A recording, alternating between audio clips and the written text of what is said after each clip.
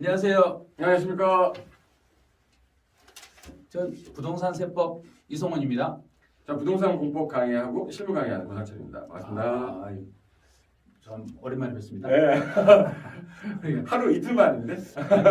시험을 준비할 때는 이제 서로 일정이 다르니까 그러니까. 잘 못 만났는데 이제 시험 끝나니까 이제는 좀 자주 볼 수 네, 있는데 그런데 또 이제 세법이고 또 공법이다 보니까 우리 또 실무 관련된 강의를 많이 하니까 또 이제 그렇죠.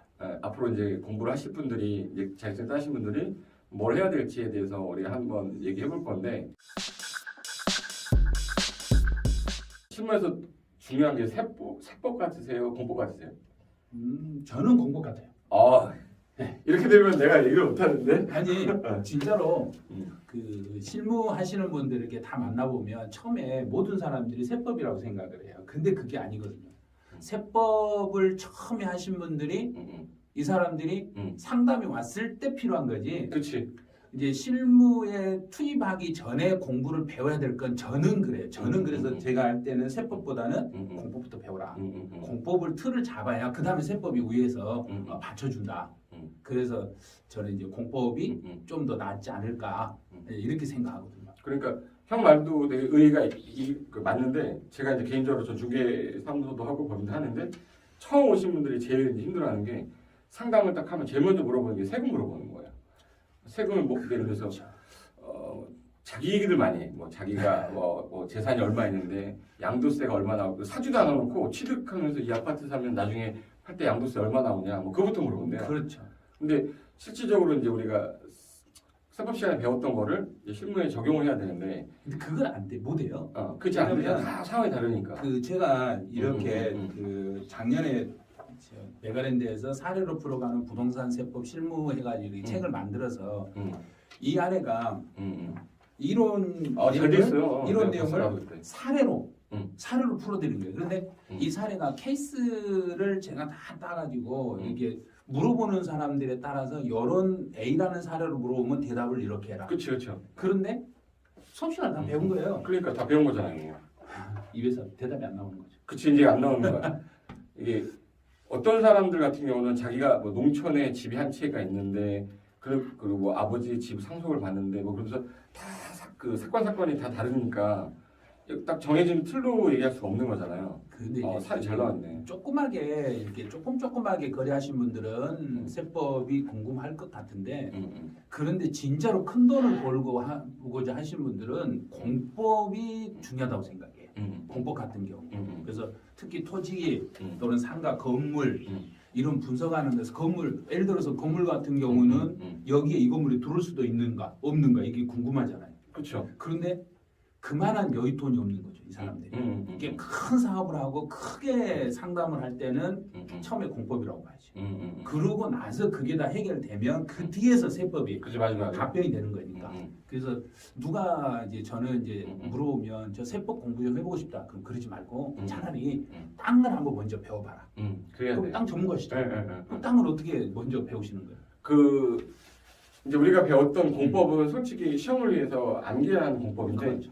이게 사례가 케이스가 워낙 많으니까, 예를 들어서 내가 이제 집이 이제 예를 들어서 상가 사무실을 내가 임대를 할 거예요. 그러니까 제일 먼저 이제 중개사무소를 임대할 때 개설 등록을 하려면 건축물 대장을 뜯어야 되는데, 건축물 대장을 어디서 뜯는지 몰라. 이 건축물에 하자가 있는지 없는지 알아야 되잖아요. 그러면 이제 건축물 대장을 뜯어봐야 돼. 근데 그 건축물 대장을 내가 뜯으려면 어떤 분들은 구청을 한다고 그러더라고. 지금 현재 대한민국에 얼마나 그 빅데이터 시스템이 잘 되어 있는데 그걸 구청을 간다는 거야. 근데 그게 아니라 인터넷 사이트만 들어가서 엔터만 딱 쳐도 건축물 대장 바로 집업만 넣으면 알 수 있는데, 그게 이제 세움터라는 사이트가 있어요. 세움터. 다시요. 세움터. 세움터. 그리고 일사편리라는 사이트가 있는데, 일사편리라는 사이트는 우리나라 공적장부 18개를 다 보여주는 사이트예요. 그럼 거기 가면 건축물 대장, 토지용계획 확인서, 그리고 개별 공시지가 상승률 다 나와요. 근데 그거를 제가 그 사람들이 이제 못 찾아가잖아. 그래서 제 카페 메인에다가 그 네이버 치면, 네이버에 고상철 치면 제 카페 있거든요. 그 카페 메인 화면에 건축물 대장 보는 곳이랑 뭐 토지 대장 보는 거 다 제가 그 메인에다가 영 링크 시켜놨기 때문에 바로바로 눌러서 가시면 되거든요. 근데 중개사 처음 시작할 때 그게 진짜 중요하잖아요. 근데 그거를 한 번도 안 뜯어보는 사람들 공부를 한 거야. 그런데 와서 사무실에 와서 물어보면 세금 물어보면 상담한다고 해서 그게 되나? 그게 안 되지. 그치. 상담하려면 이 자료가 필요하는데. 그쵸. 그러니까 어떻게 이게 출력을 하고 어디서 보는지를 먼저 알아야 되는데. 근데 그 건축물 대장을 뜯었는데 지금 내가 하려는 건 중개사무소인데 공인중개사무소가 용도가 뭔지를 분명히 우리는 배웠어요. 건축법 시간에 배웠는데 이게 그 공인중개사 사무소 바닥 면적의 합계가 30제곱미터 미만이면 1종 근린생활시설이고 30제곱미터 초과 500제곱미터 미만이면 2종 근생이고 그리고 500제곱미터를 넘으면 업무시설로 빠지는데 내가 지금 만약에 들어가려는 중개사무소 임대를 하려는 그 건물의 바닥 면적을 봐야 되는데 그 바닥 면적이 만약에 35제곱미터다 예를 들어 40제곱미터다 그러면 12평이거든요. 그럼 40제곱미터면 2종 근린생활시설이에요. 그럼 이제 내가 임대하려는 그 건축물 대장을 뜯었는데 거기에 만약에 1종 근린생활시설로 돼 있다. 그럼 원래 2종 근생으로 용도 변경을 하고 들어가야 되거든요. 근데 이런 것들이 너무 많아서 예전에는 근린생활시설끼리 그 용도 변경할 때는 기재 변경 신청을 건축사한테 부탁을 해서 70만 원인가 뭐 그 정도 내고 했는데 지금은 근생끼리는 이제 신고를 안 하는 걸로 개정이 됐기 때문에 그냥 1종 근생이든 2종 근생이든 들어갈 수가 있어요. 근데 제가 얼마 전에 그 질문을 받았는데 그 건축물 대장에 위반 건축물이라고 써 있는 거야. 근데 위반 건축물이라고 써 있으면 우리나라는 개설 등록이 안 돼요. 그러니까 공인중개사무소를 내가 임대차 계약을 해서 인테리어 다 하고 돈 들여서 마지막 잔금까지 치렀는데 그 다음에 이제 개설 등록하러 사전교육 받고 자격증 받고 그 다음에 이제 이수증 받고 이제 그 우리가 이제 개설 등록하러 가려면 건축물 대장을 들고 가야 되거든요. 근데 거기에 위반 건축물 이렇게 딱 써 있으면 개설 등록을 안 받아줘요. 근데 이미 계약금 다 냈고 잔금 다 치렀는데 등록이 안 되는 거예요. 그러니까 이제 초반에부터 이제 머리 막히는 거지. 그래서 그 위반 건축물이 또 단일 건물 1인 소유의 건물이면은 절대 안 나오는데 이게 집합 건물일 때 이게 공용 부분이냐 전유 부분이냐 위반에 따라 다르거든요. 이 판례는 사람들이 모르니까 그러니까 공용 부분에 대한 위반 사항이 있어서 위반 건축물이 됐다. 그럼 얘는 공용 부분이기 때문에 개설 등록이 또 나와요. 근데 안 나와. 개설 공용 부분이기 때문에. 근데 집합 건물에 3층 이 사람 A 소유자가 위반해서 이 건물 대장이 위반 건축물이 됐으면 나랑 별개의 건물이고 전유 부분에 대한 위반 사항이면 얘는 개설 등록이 나와요.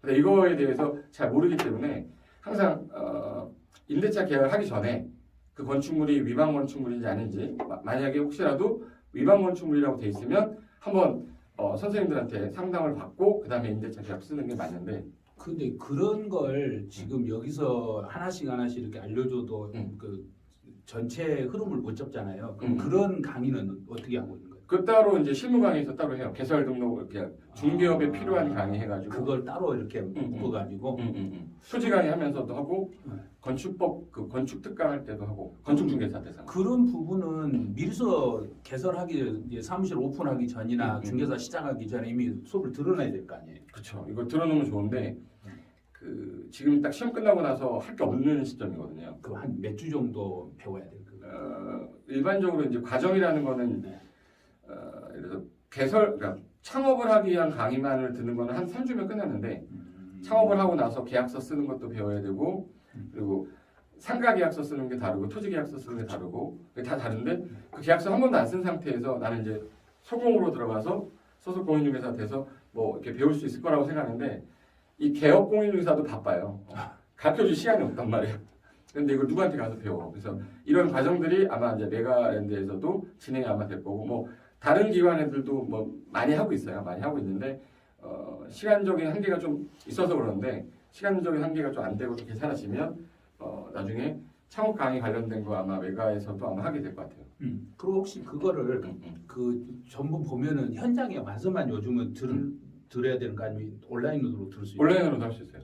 가능해요. 그러면 지금 온라인으로 들으면 수업을 시작은 그러면 언제부터 지금 예정을 하고 있나요? 지금 그때 토지만 강의를 하려고 했는데 그 토지 관련된 강의를 하려고 되면 좀 약간 어려워요. 맨 처음에 들어오는 게. 사람들이 이제 토지는 내가 안 할 건데 하면서 이제 안 하는 거야. 그런데 그게 아니던데. 근데 이제 막상 하고 나면 이거 했어야 되는데. 그러니까. 그리고 스마트폰 가지고서 중개에 도움되는 내용들도 되게 많아요. 정보를 내가 어디서 찾아와야 되는데 어느 사이트에 뭘 들어가서 뭘 봐야 정보를 뺄 수 있는지에 대해서 아무도 안 가르쳐 주거든. 근데 그 강의만 따로 제가 7주 했거든. 7주? 그게 진짜 돈인데. 근데 그런 부분에 대해서 이제 조만간 이제 메가하고 이제 그 계약이 좀 아직 안 돼 있는데 실무 관련된 계약을 하게 되면 아마 촬영해서 올릴 수 있을 것 같은데 안 되면은 우리 메달 TV에서도 뭐 팁으로 강의 시간 되면 조금씩 올릴 수 있으면 최대한 많이는 못 올려도 꼭 알아야 될 그 좋은 것을 여기서 올려버린다고.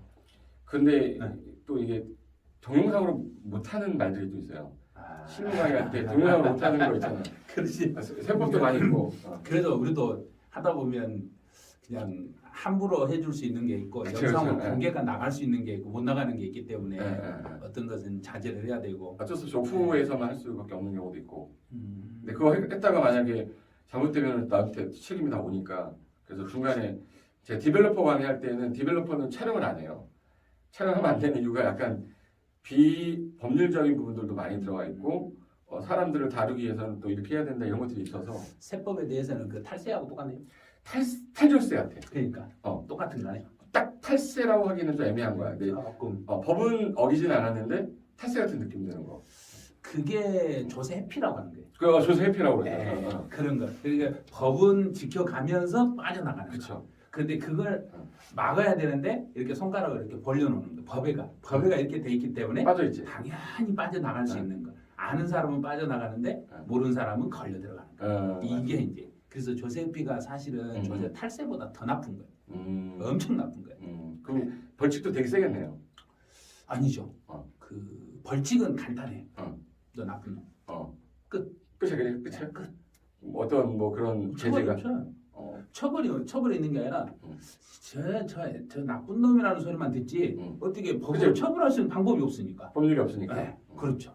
그래서 조세피가 제일 나쁜 거죠. 사실은.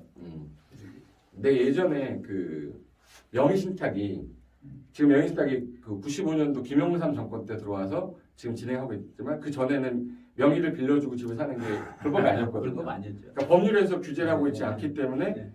누구나 다 하고 있었는데 이제 법이 생겨버리니까 그 이후부터는 이제 불법이 된 건데 내가 그걸 목격했죠. 저희 아버지가 하는 거를. 저희 아버지가 92년도니까 우리 아버지가 삼촌 이름으로 집을 사신다고 막 전화 통화하는 걸 들었는데 왜 삼촌 이름으로 하고 내 이름을 안 하냐 했더니 넌 나이가 어려서 안 된다는 거예요. 그래서 이제 삼촌 이름으로 집을 샀던 기억이 나는데 그때 당시 우리 아버지가 법규를 위반한 건지 안 한지 몰랐는데 나중에 내가 법 공부하다 보니까 우리 아버지가 불법을 한 거예요. 그때 나 같았으면 삼촌하고 같이 딜했을 것 같은데. 내가 그 법을 좀 알았으면. 그렇지. 근데 그때 95년도에 명의신탁이 이제 안 된다라고 법규가 나오고 나서부터는 지금은 불법인데 그때는 위반 아니었거든. 그때는 할 수 있었거든. 라떼라고 그러지 라떼는 괜찮았는데 지금은 안 되는 거고. 지금도 하는 사람 있죠. 사실은. 불법적으로 그걸 하는 거 있죠. 네, 근데 그 잘못하면 재산 날아갈 수 있으니까 주의하셔야 돼요. 그래서 특히 중개사님들은 명의신탁 하는데 옆에 끼시면 안 돼요. 그렇지 절대 하면 안 돼. 절대 이제 거기는. 그리고 이제 제가 이제 제일 많이 듣는 것 중에 하나가 그 창업하면 이분들이 제일 먼저 물어보는 게 뭐부터 물어보냐면 책상 뭘 써야 돼요? 원탁을 써야 돼요? 그리고 지도를 넣어야 돼요? 말아야 돼요? 지도를 어떻게 해야 돼요? 뭐 이런 것부터 물어봐요. 이게 창업하는 사람이니까. 이게 창업 실무도 꼭 필요하다는 거죠. 네, 그게. 네. 그리고 이제 의자 배치를 어떻게 할 거냐, 그리고 스마트폰을 뭘 써야 되냐. 저한테 스마트폰 뭐 써야 되냐도 물어봐요. 그래서 갤럭시 써야 되냐, 뭐 아이폰 써야 되냐, 뭐 이런 것도 많이 물어보시는데 일단은 자격증을 딴 이후에 이제 실무 한 시간이래. 한 달 정도가 남으니까 그 시간에 좀 내가 좀 읽어볼 만한 책이라든지 뭘 해야 될 건지에 대해서 한번. 근데 사실 한 달 동안 불안해서 책을 못 잡더라고요. 그 한 달 동안 12월 우리가 1일 날 발표가 있는데 발표하기 전까지는 이 책을 한번 권해보고 한번 제가 어쩔 때 이 책이 참 읽기 쉽다. 그래서 한번 이거 한번 보셔라. 근데 실천하시는 분들은 많지를 않아요. 그렇지. 네. 이게 공부 안 잡혀요. 손에 안 잡혀. 혹시 공법은 그러면 어떤 책을 추천하고 싶으신가요? 일단 내가 개인적으로 이제 저는 공법에 관련된 실무책은 없어요. 실무책은 없고 본인이 한번 만들어보죠. 저는 제 책은 그 강의 자료로 된 책은 있는데 책으로 출판하진 않았는데 지금 저기 북수출판하고 지금 토지 관련된 거 쓰고 있거든요. 아마 메가가 아니고 메가 쪽에서는 뭐 이게 일반 서적이라 여기는 그게 안 될 것 같아서 여기는 또 이제 수험서 쪽 위주로 돼 있어서 만약에 여기서 뭐 계약을 하자고 그러고 했을 텐데 뭐 얘기를 안 하더라고요. 외가 쪽에서는 이것도 메가에서 또 듣고 있으면 바로 또 왜 안 했냐 또. 슈파 TV 너무 바쁘셔가지고. 그래서. 네, 그래서 일반서적으로 아마 나올 것 같은데 그 실무를 위해서 해야 되는 책 중에 제가 토지 책 중에 권유하는 게 하나 있어요. 제 이제 옛날 아는 지인이 쓴 건데 그게 재미삼아 보시면 되는데 공법에서 배웠던 내용 그대로 나오는데 이 제목이 뭐냐면 요게 이제 일반인들이 딱 봤을 때도 이해가 되는 책인데 중개업을 이제 하실 분들이 기본적으로 알아야 되는 책인데 책이 생긴 건 이렇게 생겼습니다. 1년 안에 대파는 토지 투자 기술인데 근데 세법에서는 땅을 사가지고 1년 안에 팔면 세율이 50%래. 근데 여기는 어떻게 하냐면 비사업용이잖아요. 네. 사업용을 만드는 거를 설명하는 거야.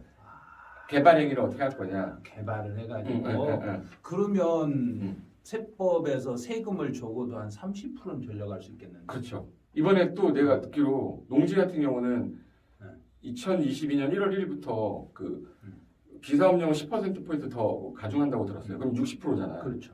그러면 내가 만약에 2억 주고 땅을 샀는데 만약에 뭐 4억에 판다. 그럼 양도 차익이 50% 정도 일단은 나간다고 60% 나간다고 봐야죠. 그죠. 60% 정도 나가는 거죠. 그럼 1억 2천 정도 1억 2천 나가는 거잖아요. 8천만 원의 수익인데 등기비랑 뭐 했던 거 다 빼면 그럼 뭐 한 5천밖에 안 남죠. 그렇죠. 근데 그런 거에 대해서 이제 사람들이 바뀌는 걸 모르는 거야. 근데 그분들이 그러면 지금 현재 비사업용인데 그럼 사업용으로 만들 수 있는 조건에 대해서도 되게 많이 물어봐요. 매수인이나 매도인이 그럼 제가 나중에 이걸 세금을 절세하기 위해서는 어떻게 해야 되냐 이런 것도 되게 많이 물어보거든요. 그건 세법에서 비사업용에 해당하는 토지하고 해당하지 않는 토지가 구별이 돼 있거든요. 그렇죠. 구별이 돼 있는데 그거 맞추기 진짜 어려운데. 그러니까 내가 예를 들어서 농지 보니까 농지는 내가 그 지역에 살고 있거나 아니면 그 인접 시군구에 거주하면서 그리고 이제 농지는 농사지면 되니까 농사지면 농지는 되는데 이게 만약에 다른 목적으로 쓴다 그러면 개발행위 허가를 받아서 영업을 하는데 제일 요즘 많이 하는 게 주차장으로 많이 하더라고요. 다 주차장으로 많이 하긴 하죠. 주차장 뭐 네. 그런 걸로 해서 임대해가지고 하는데 어차피 이것도 탈세는 아니지만 자기가 영업을 했다라는 건 정확하게 증명을 하면 뭐 약간 세금을 줄일 수 있다 이런 팁은 줘야 되니까 상담을 할 때 토지 취득하는 분한테 그런 거 해주면 또 나중에 이제 그런 부분은 세법에서 이제 절세하는 방법이 있는데 근데 저희 같은 경우는 그 비사업용은 절세 쪽으로 했다가 나중에 추징이 되면 가산세까지 훨씬 더 나와버리니까 사실은 그런 것을 완벽하게 할 안 수 있는 해주거든요. 방법은 없나? 네, 완벽하게 하는 방법이 없어요. 왜냐하면 내가 많은 이용을 분들이 해주니까. 그 지역에 살지 않으면서 주소만 옮겨놓고 사는 것처럼 꾸미는 사람이 많거든요. 예, 이래서 그게 잘 힘들어요. 나중에 조사도 들어오나요? 그 당연히 조사 들어가죠. 왜냐하면 세금은 비과세하고 감면하고 세금이 줄어드는 부분에 대해서는 반드시 이제 조사를 하는데 그 조사가 최대 10년 정도 조사를 해요. 10년 뒷조사해가지고 10년치 가산세를 다 물려버리기 때문에 근데 가산세가 하루당 0.025%를 물려버려요. 하루당? 네. 와 장난 아니네. 10만 분의 25를 물려버려요. 그러니까 1년에 다 합치면 1년에 그 일자 계산해서 물려버리니까 10년치를 물리면 어마어마한 그러니까. 가산세가 나버린 거예요. 그래서 함부로 저희가 그건 안 해주거든요. 근데 모르는 중개사님들이 이렇게 하시면 돼요. 주소만 옮겨놓으면 돼요. 옮겨놓고 안 살아도 산 것처럼 꾸미시면 돼요. 지금 무슨 소리 하냐. 그 주소가 있으면 우편물도 다 지방으로 갈 거고 모든 걸 가는데 사람이 요즘은 뭐가 되냐면 신용카드가 하도 잘 돼 있기 때문에 그치. 신용카드하고 그 도로교통 그 뭐냐면 도로관리사무실에 차 하이패스 하이패스 움직이는 걸 다 체크해버린 거예요. 그래서 이 사람이 어느 고속도로 통해서 몇 번 왔다가 몇 번 갔다 했는지 다. 그래서 그렇게 탈세를 그렇게 불법적으로 하시는 분들 하이패스를 절대 장착 안 하는 거예요. 장착하시면 뽑는 걸로. 장착했다가 걸려버리면 안 되니까. 그리고 주유를 할 때는 절대 카드로 주유하면 현찰로만 해야 돼요. 그런 것까지 완벽하게 설명을 해야 되는데 아차하는 순간에 걸려버리니까. 그렇지. 그 상담을 해준 걸로 인해서 나중에 엄마가 나한테 들어오는 거 아니야? 엉망이 우리한테 들어오니까 안 되는 거지. 그래서 집에서도 서울에 살면서 지방에다 주소를 놨을 때는 서울서 카드 사용하지 말아라. 그리고 출퇴근할 때도 절대 그 패스 찍지 마라. 근데 요즘은 전부 다 우리 오늘 전철로 오셨죠? 우리 차 갖고 왔어. 나는 전철로 오는데 전철할 때마다 제가 패스를 찍잖아요. 그러면 어느 전철역에서 내가 이 시간에 타가지고 어디 시간 다 나오니까 다 체크가 돼버립니다. 그럼 국세청 직원들이 앉아서 하는 게 그거 체크하는 거예요. 요즘은 빠져나갈 방법이 없는 거예요. 그래서 변칙적으로 돌리는 방법은 될 수 있으면 중개사님이 안 했으면 좋겠어요. 이거를 이건 정확하게. 꼭 기억하셔야겠네요. 그렇죠. 그런 부분은 정확해야 돼요. 그래서 약간만 변칙으로 탈법으로 이렇게 돌려치기 하고자 했을 때는 너무 완벽하게 맞춰내야 돼요. 그런데 거기에 조금이라도 하자가 있었을 때는 국세청에다 체크가 된다는 거. 그거 조심하셔야 돼요. 여러분 꿀팁이네. 이게 그렇죠. 그 상담을 하다 보면은 이 귀결은 다 세금으로 가거든요. 맨 뒤쪽에는 그렇죠. 세금으로 가는데 중개사는 세무사도 아니고, 그러니까 이러이러한 부분이 있다라고 얘기를 잘 해주고 더 자세한 거는 세무 상담을 받고 하셔야 된다고 이걸 얘기하는 것이 낫겠죠. 그래서 처음에 이제 중개사를 시작하기 전에 세금부터 배우는 게 아니라 공법, 이게 토지라든지 건물이라든지 거기에 부수적인 걸 먼저 배우라는 게 그거예요. 왜냐하면 세법은 제일 마지막에 가서 상담을 하는 거니까. 그런데 많은 분들이 중개사 시작할 때 세법 사례를 먼저 하고 싶다는 사람이 너무 많아요. 그분들은 뭘 잘 모르신 거예요. 지금 큰 걸 놓치고 있는 거예요. 그러니까 세무 쪽에 대한 상담이 많으니까 이걸 꼭 해야 된다고 생각하는 그렇죠. 거죠. 근데 그게 아니라는 거예요. 먼저 바닥을 닦아야죠. 그치. 일단 땅으로 바닥을 닦고 건물 올리고 그 다음에 세금이니까. 그 세금이 제일 위라고. 그래서 제가 강의할 때 그러거든요. 세법은 학개론보다 10배 어렵다. 무조건. 그래서 다른 과목 제일 위에 있는 게 세법이다. 그렇지.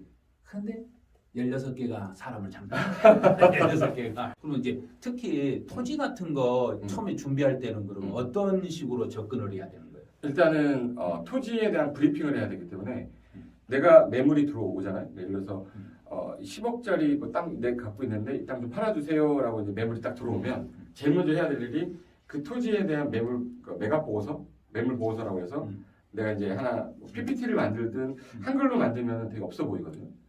이 이제 보고서를 만들어야 되는 거니까. 그러면 또 PPT도 작업할 줄 알아야 되네. 그렇죠. 중개사님들. 그렇죠. 기본적인 거는 좀 다룰 줄 알아야지. 할 일이 많네. 그러니까 이게 자격증 따고 나면 할 게 더 많은 거야. 근데 그렇다고 PPT를 학원 가서 배우냐? 이건 또 아니거든요. 그러니까 PPT에서 이제 딱 필요한 기능만 몇 가지만 1시간 정도 배우면 다 쓸 수 있거든요. 근데 그 기능을 가르쳐 준 사람이 없으니까 이제 아들한테 배우고 아들한테 던져주고 막 이러는데 근데 걔가 부동산을 모르잖아. 딸들은 안 돼. 딸도 마찬가지고 요즘 애들은 컴퓨터 잘하는데 그래서 일단은 뭐 매각 보고서라고 해서 한 장짜리 정도 만들 때 그거에 대한 정보를 내가 가지고 오는 루트를 알아야 돼요. 일단 그 주소지를 받았을 거 아니에요? 주소지를 받으면 그 주소지의 그 땅에 대해서 규제되어 있는 것이 뭔지 우리가 이제 공법 시간에 배웠는데 그 토지용계 확인서 발급 받아서 이 토지용계 확인서에서 규제되어 있는 내용들을 풀어서 설명해 줘야 되고 그러려면 이제 해당 토지는 뭐 예를 들어 100평인데 지금 현재 용도지역이 2종 일반 주거지역이니까 해당 서울시 조례상 여기는 건폐율이 60에 용적률이 200이니까 지금 현재 오래된 이 주택을 뭐 있다면 철거를 하고 새로 지을 때는 어느 정도 나온다. 아니면 빈 땅이면 이런 건축물의 종류가 가능한데 인허가가 나온다 안 나온다 이런 거에 대해서 이제 브리핑 보고서를 만들어야 돼요. 근데 그걸 안 만들면 내가 설명을 해야 돼 일일이.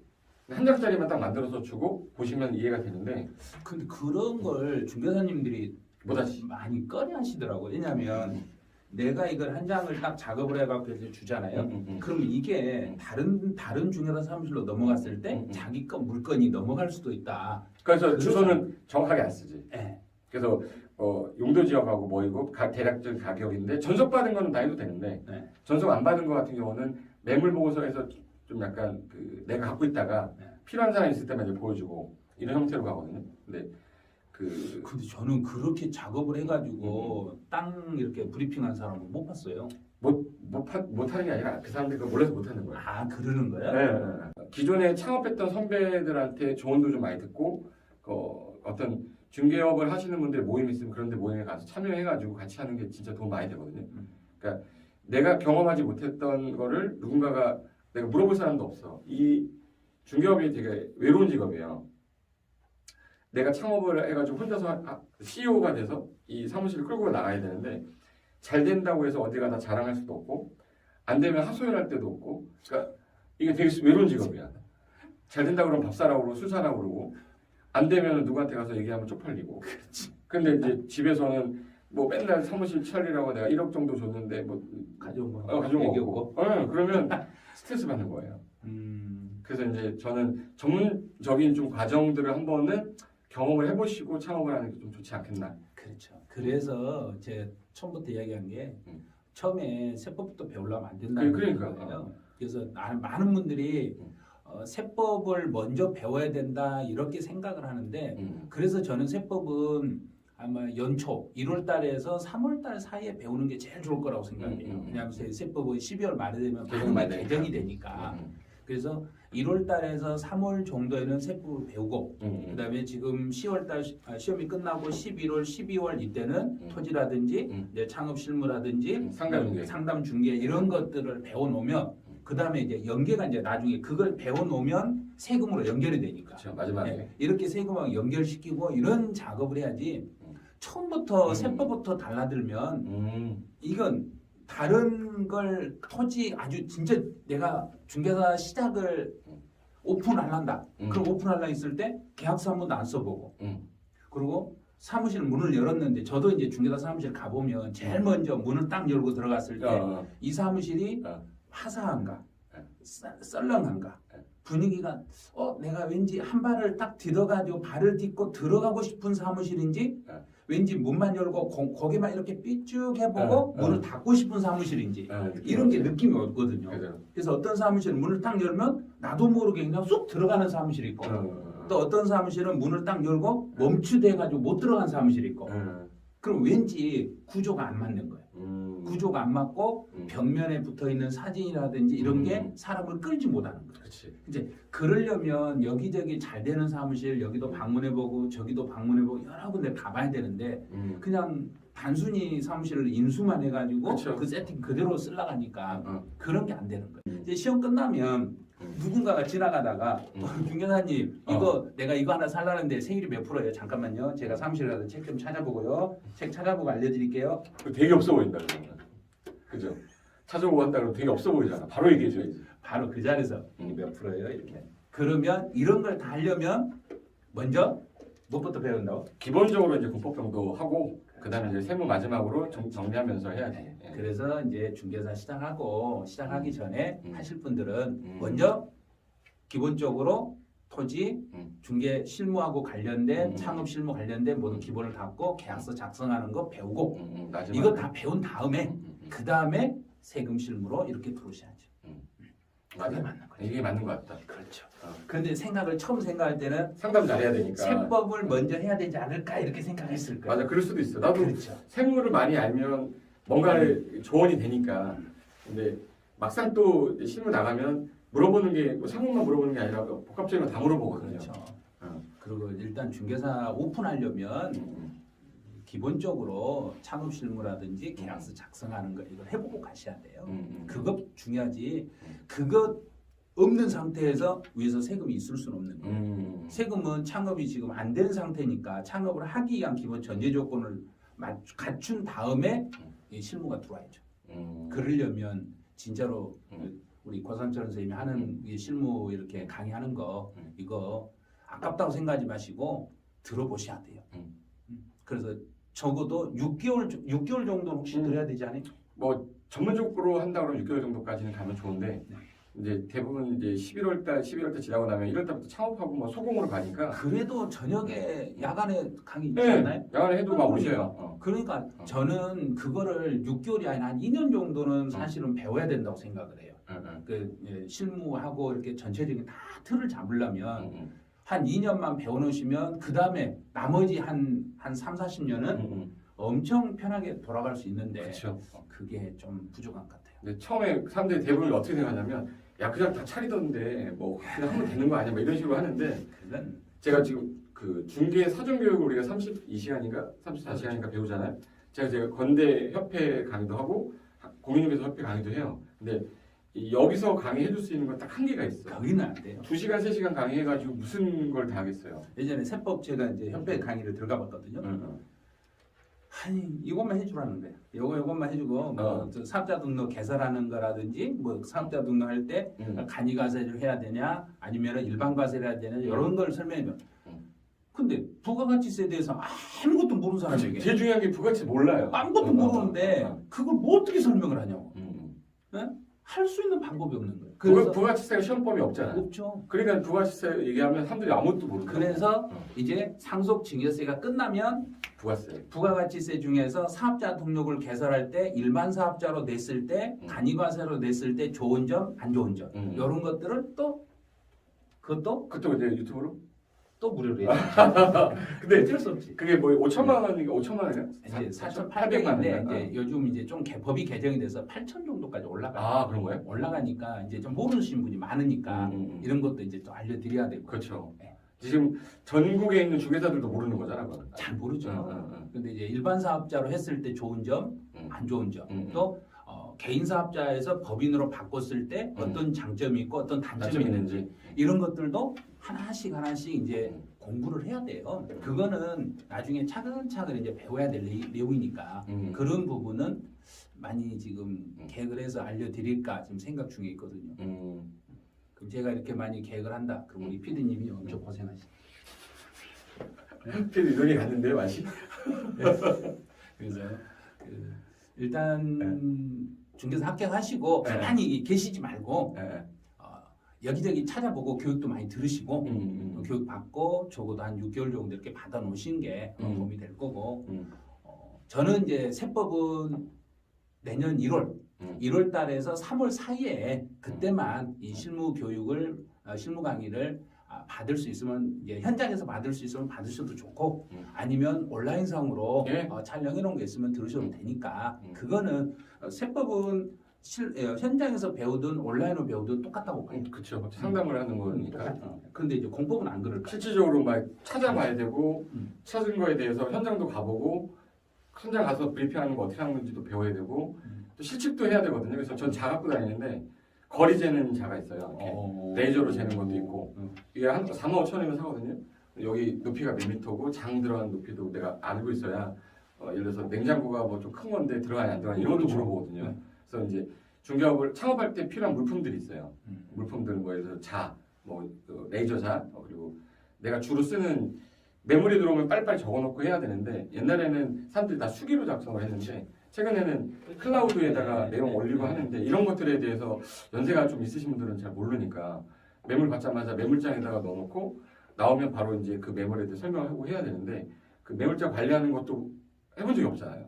가르쳐주지도 않고 자격증을 따셨고 내가 이제 앞으로 이제 이 창업하는 데 있어서 앞으로 되게 많이 걸림돌이 있을 거예요. 6개월 안에 폐업하시는 개수가 8,000개. 한 해에 창업하는 개수가 10,000개 정도 기준인데 그러면 창업을 한 사람이 10,000명인데 폐업하는 사람이 8,000명이면은 평균적으로 봤을 때 2,000개가 살아남는다는 얘기인데 기존에 있던 분들이 폐업하시는 경우도 있겠지만 내가 그 2,000명 안에 들기 위해서는 얼마나 큰 노력을 해야 되느냐 그것도 되게 중요한 거거든요. 중개사 합격했다 해서 놀지 마시고 일단 12월 1일 전까지 기본적으로 읽어야 될 책 같은 걸 한 번씩 봐주시고 그리고 기다리시면 1월 달부터는 전문적인 이제 교육 과정으로 들어올 수 있으니까 그때 또 이제 교육 과정에서 배워야죠. 네, 그래야죠. 맞아. 그리고 형님, 교수님 그 유튜브 있잖아요. 유튜브에 그 실무 관련된 내용들 좀 보시고 전 제 유튜브에 옛날에부터 이제 실무했던 강의들이 샘플 강의로 올라가 있어요. 시간적 여유가 남을 때 그때 시간 나서 계속 좀 보시고 그다음에 정규 강의 하게 된다 그러면 그때 또 다시 뵐 수 있었으면 좋겠습니다. 자 그러면 이제 정규 과정이라든지 실무 이렇게 하는 과정에서 거기서 또 뵙기로 하죠. 네. 자, 수고하셨습니다. 좋습니다.